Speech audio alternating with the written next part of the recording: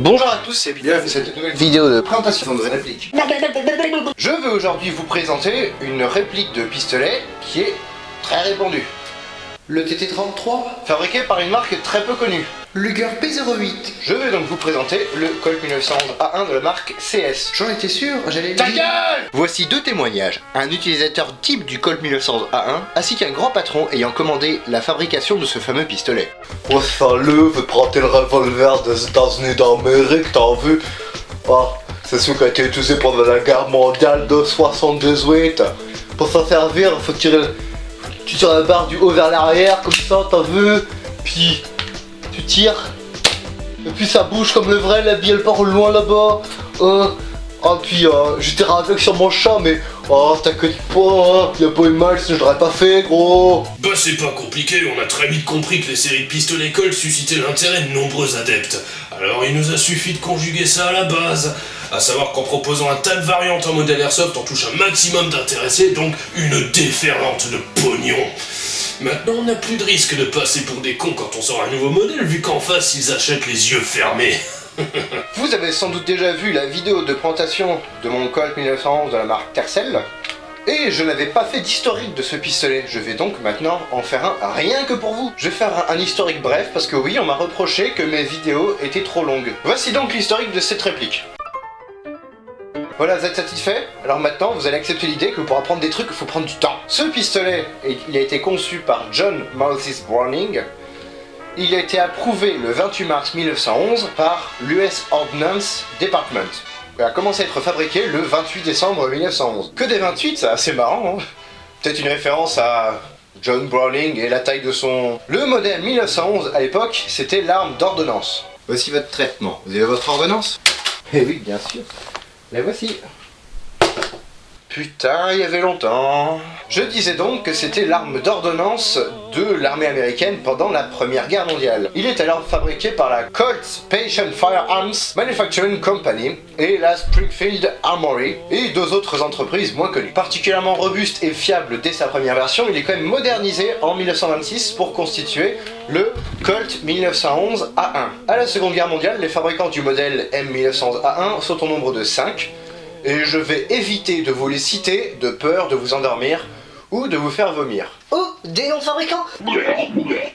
Les différences entre M1911 et M1911 A1, il y en a quand même quelques-unes, comme par exemple la forme du marteau qui a été simplifiée. On a un fraisage sur l'arrière de la carcasse pour faciliter l'accès à l'index sur la détente. Le logement du ressort du marteau a été bombé et quadrillé pour une meilleure prise en main. Le guidon a été grossi et muni d'une face arrière inclinée. Les plaquettes de crosse elles ont été simplifiées et remplacées par des plaquettes en plastique. Le bronzage, il était remplacé par de la parkerisation. Et le beaver tail, donc la pédale de sécurité à l'arrière, a été rallongé ici pour éviter que les très grandes mains ne se coincent cette partie-là avec le chien. La plupart de ces modifications ont été apportées pour des besoins de grande rentabilité surtout, c'est quand même une arme de guerre à la base, et à l'heure actuelle, les Colt 1911 sont des armes de collection. Et il a été fabriqué jusqu'en 1985. Passons ensuite à la présentation du pack. Non pas celui-là! Le kit comprend une manette, avec des bouts de mousse à l'intérieur, avec une jolie étiquette, avec marqué Hop Up. Et moi je ne vois pas de logo Cybergun. Oui, extrêmement dangereux au moment du passage à la douane, puisque c'est Cybergun qui a déposé un brevet en fait sur le nom Hop Up, et ce qui fait que si ce n'est pas une importation Cybergun, ça ne passe pas à la douane. Contrefaçon, destruction, amende, tout ça pour vous. Donc extrêmement risqué. Les fabricants, enfin les vendeurs actuels, suppriment carrément la mention Hop Up sur certaines répliques, tout comme on a d'autres mots qui sont brevetés, Kalachnikov par exemple. Donc, après cette vidéo, je vais m'empresser de détruire cette étiquette. Sur la boîte, on a aussi quelques infos sur la réplique, mais bon, en même temps, tiens, il y a encore marqué Hop Up. En même temps, on s'en fout un petit peu, puisque quand vous allez acheter la réplique, ce sera sur le site Airsoft. Toutes les infos seront indiquées sur le site, donc la boîte, on s'en tape. On a aussi une indication de vitesse, 90 mètres secondes. Pour une fois, ils font des mesures à la 0,20, il y a marqué en dessous, et pas à la 0,12 billes, comme vous le savez, qui sont destinées aux mineurs qui jouent dans la rue et sans lunettes, sinon c'est pas drôle. Putain, je viens quand même de vous parler pendant 1 minute à peu près d'une boîte en plastique sans aucun intérêt. je suis bon. Dans le kit, on a aussi une pièce pour démonter des parties du pistolet. On a également un nozzle de rechange qui sera très utile. Voici au passage les plaquettes d'origine. Et avec ce kit, nous avons ceci, avec 2 embouts, qui est quand même super pratique. C'est la première fois que je vois ça livré avec une réplique Airsoft. Voilà, notre pistolet, il est placé, bien pour la collecte. Rien que pour ça, ça vaut le coup d'acheter ce pack. Et donc on a un deuxième embout qui sert à être introduit à la place du chargeur, comme ceci. Mais ce qui veut dire que vous ne pouvez pas placer la réplique sur le présentoir avec le chargeur. Et on a également un chargeur de 24 billes qui est chromé. En fait, c'est pour ça que je l'ai décapé, pour que ça colle avec les couleurs du chargeur. Non, je déconne. Au passage, les chargeurs Tokyo Marui, Tercel et compagnie sont compatibles. Il n'y a pas de problème. En fait, ce chargeur, il est bicolore. Le talon, il est noir, mais le reste, c'est couleur alu. Comprends pas pourquoi. Parlons maintenant de la réplique. L'inconvénient, quand on s'appelle CS comme marque, c'est que pour trouver les produits CS, c'est chaud. Allez taper Colt 1911 A1 CS sur Google, vous allez voir que vous n'allez pas tomber là-dessus.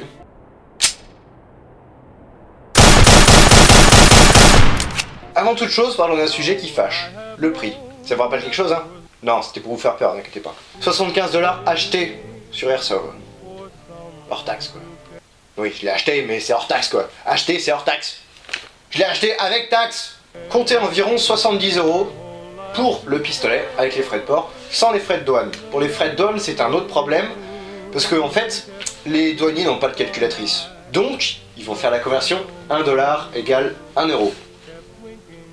Ouais, moi j'appelle ça du vol, perso. Il y a un taux de conversion en vigueur, qui fait que de changer, certes, mais il y a un taux, mais ça ne s'applique pas pour les douaniers. Et parce qu'ils ont fait le précédent calcul dans la tête, donc en gros 70$ égale 70€, et ben on va leur payer 21€ de frais de dossier, pour les remercier d'avoir fait une conversion aussi pourrie. Et on va calculer enfin la TVA. Oui, TVA qui, jusqu'à il n'y a pas très longtemps, était à 19,6, mais ça fait des années qu'ils étaient déjà à 20%. Ouais, en avance sur leur temps, mais du coup ça fait payer plus cher. À la louche, 20% de 70€, ça fait 14€, et donc notre taxe sera finalement de 35€. Donc bon, pour ce prix-là, on va pas s'attendre à une finition irréprochable. Le contrôle qualité est pas le même que si le pistolet était un Inokatsu à 800€. Il peut y avoir des coups de bol, tout comme il peut y avoir des coups de pas de bol. Moi j'ai eu un coup de pas de bol, comme d'habitude. Donc en fait je vous présente mon pistolet, celui-là, mais vous pouvez très bien avoir de la chance et tomber sur un bon, c'est pile ou face. Donc si je ne m'abuse, c'est un repack de la marque Bell.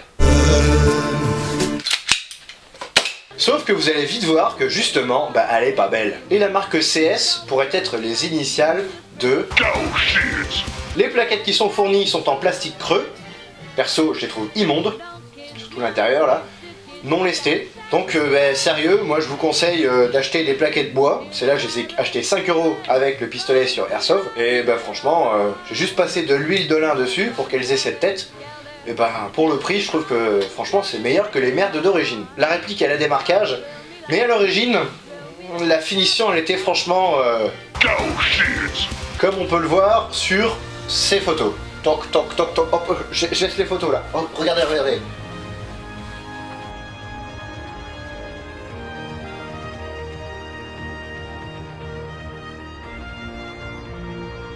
Les marquages, ils sont quand même dégueulasses, moulés dans la masse, ça c'est sûr, mais je me posais la question, est-ce que c'est le marquage en lui-même, ou est-ce que c'est la finition qui est franchement moche? J'ai poncé à ça, et j'ai trouvé, c'est la finition en elle-même, puisque là maintenant, une fois qu'il est décapé, les marquages sont impeccables. Bien, vous pouvez remarquer qu'en sortie de boîte, les marquages ne sont pas blancs, comme sur le Tercel par exemple. C'était un de mes critères pour choisir ce pistolet, je ne voulais pas qu'il soit blanc. Je ne suis pas raciste. On remarquera une grosse aspérité sur la culasse, comme vous pouvez le voir sur cette photo. Pareil, en décapant, l'aspérité en question est partie. Donc c'était vraiment un défaut de moulage à la base. Après, en y allant au papier de verre, ça a réglé le problème. On démonte à l'avant, soit avec le petit outil, soit à la main, comme ceci. Et on tombe sur... À l'origine, il y avait ça. Ouais. C'est laid. Qu'est-ce qu'ils ont foutu avec leur pistolet? Chang chang. Chang chang chang chang. Chang chang. Chang.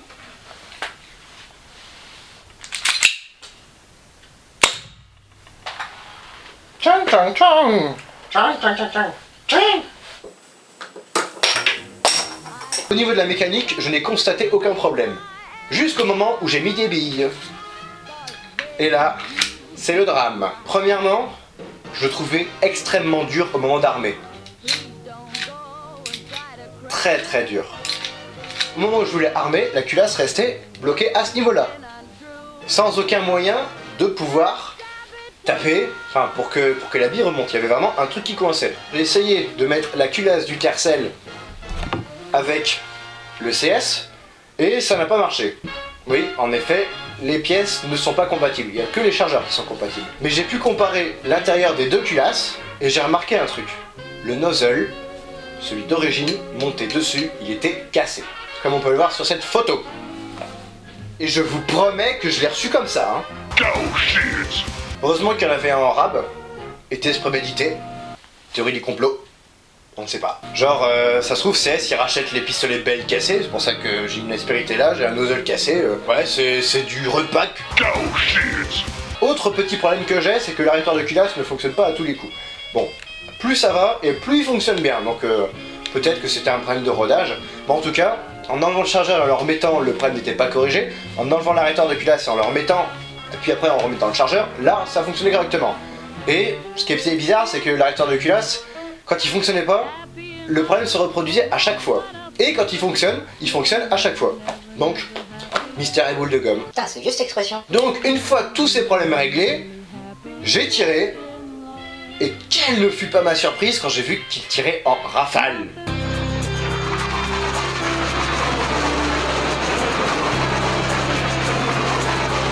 Oh putain, c'était nul ça! Après un démontage rapide, j'ai compris de 1 pourquoi il était aussi difficile à armer et de 2 pourquoi il tirait en rafale. Ce pistolet a la particularité d'avoir 24 billes dans le chargeur de capacité, une bille dans la chambre, ça fait 25, et une 26e bille.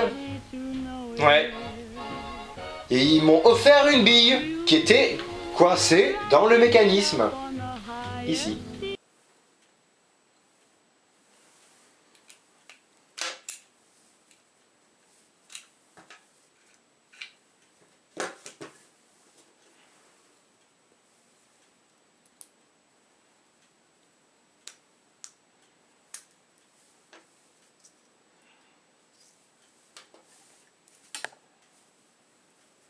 Pourquoi ils ont fait ça, putain?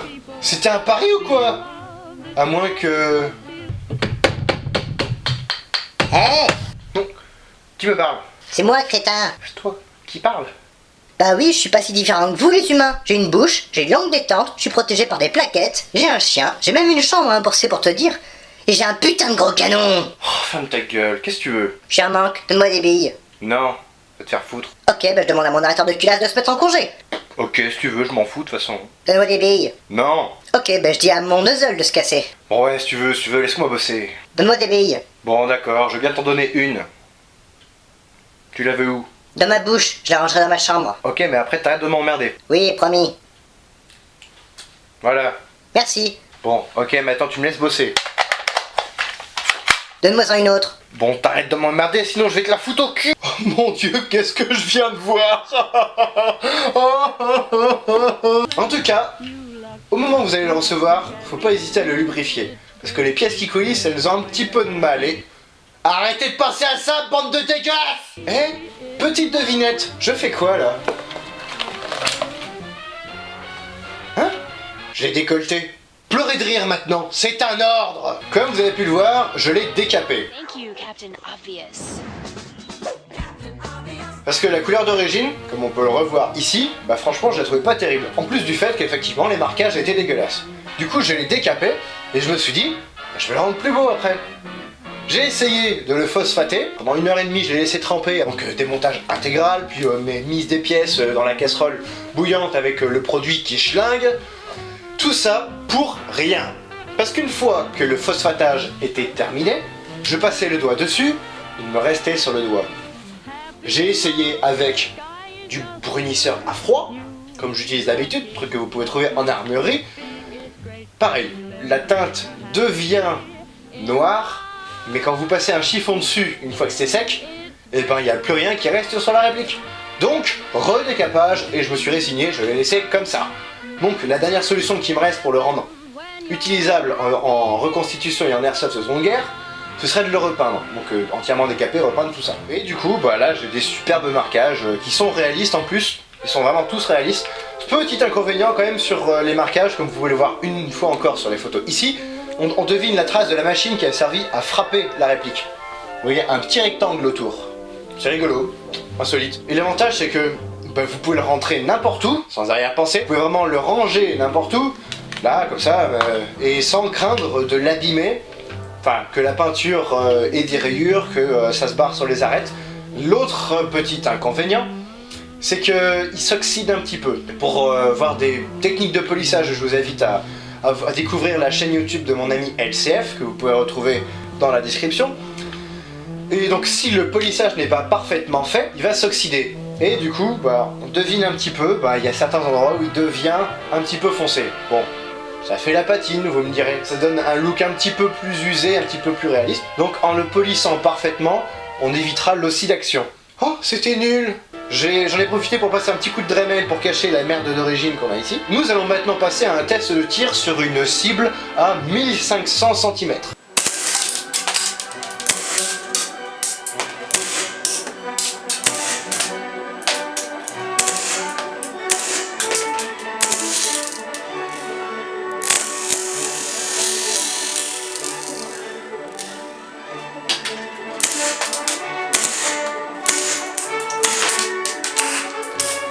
Ah bah en fait le problème du tir en rafale n'est pas réglé. Tant pis.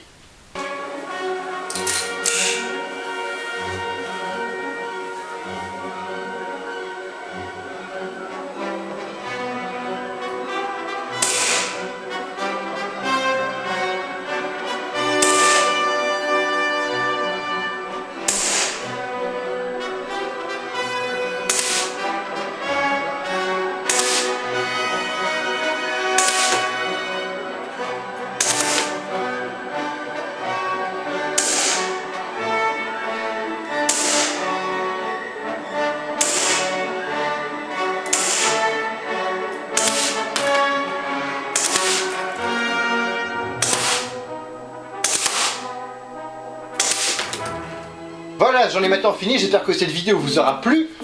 En tout cas, merci de votre fidélité, ça fait vraiment super plaisir. Si vous avez aimé cette vidéo, n'hésitez pas à la partager pour aussi montrer que vous l'avez trouvée intéressante, instructive. Poisson pané. Eh, mais ça veut rien dire ça! Écoute-toi, tu vas me laisser finir ma vidéo. Je dis ce que je veux, quand je veux. Et si ça te plaît pas, je vais t'en coller tellement fort que tes yeux vont faire la bise à tes pieds. Quant à moi, je vous donne rendez-vous très prochainement pour une nouvelle vidéo de présentation humoristique de Ah, parce que tu le trouves drôle? Ta gueule!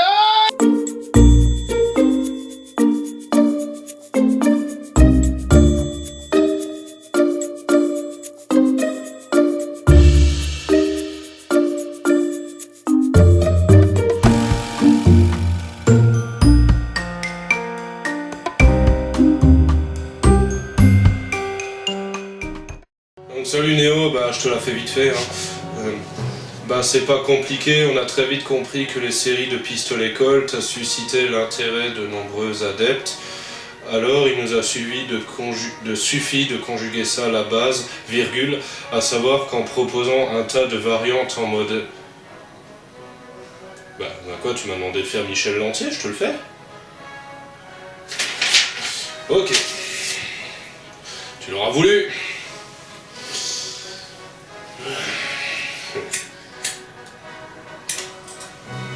T'inquiète pas mon petit Néo, ta petite interview je vais te la faire. Allez c'est parti. Donc c'est quoi le sujet, les Colts? Ok. Laisse-moi reformuler la chose.